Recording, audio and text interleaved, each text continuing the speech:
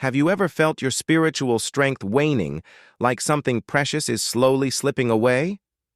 Beloved, this daily devotion, serving as a powerful sermon illustration and a vital Bible study, addresses a critical truth for every church member, spiritual seeker, Christian, and believer, protecting your anointing from spiritual leakage.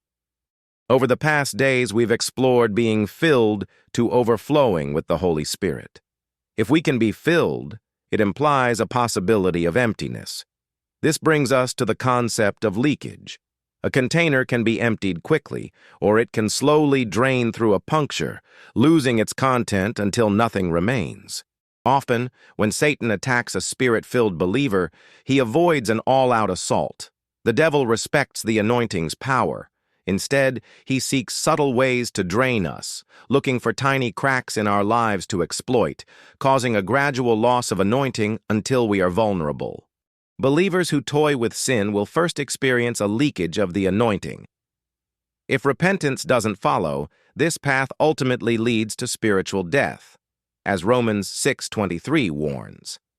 A believer might still function in spiritual gifts, but secret sins will cause the anointing to diminish. The tragedy of leakage is often discovered when the content is too little to be useful or completely gone. Samson, in Judges 16, declared, "I will arise and go out as before," unaware the anointing had departed.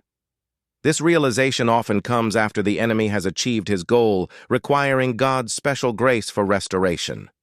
Romans 13:11-12 urges us to awake out of sleep and cast off the works of darkness.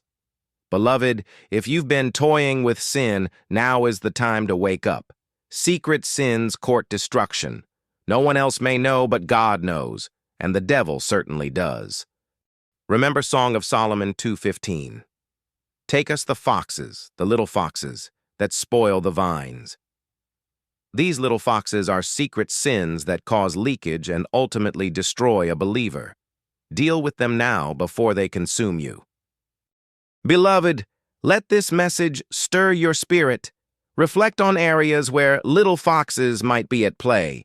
Confess any secret sins to God, seek His forgiveness, and commit to guarding your heart. Share this truth with a fellow believer, and let's collectively stand vigilant, protecting the precious anointing God has poured into us.